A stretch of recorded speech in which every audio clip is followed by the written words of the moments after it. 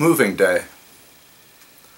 The last Saturday of the month, so many lift up headboards in the street, stream up rumbling ramps into rental trucks like ants homing after a scavenger hunt, or Noah and his wife setting sail under a cloud, crowding in two of everything not too odd, though some things are born in 4s, 6s, 12s even.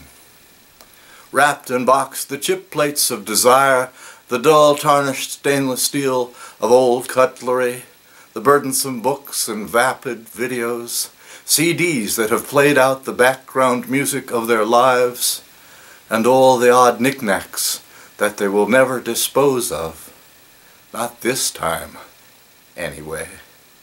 Suburban and urban migrants on the move again, still trying to settle for something. They or their landlords, wrinkle-nosed, with cleaning fees and security deposits on their minds, donning rubber gloves to scour years of fat splatterings out of noxious, odorous ovens in which the little light no longer comes on.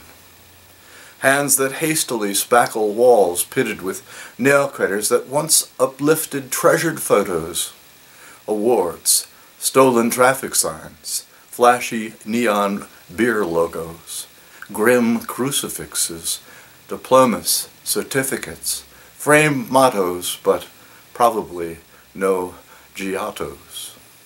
See the shirt-sleeved ones bear up under the objects of their everydays, carry them into wheeled darknesses, rumble down rolling doors, steer U-turns wide in the street, wheel away in a new direction, seek somewhere on the road ahead some new life, the one they still expect to find in the next town, or the next.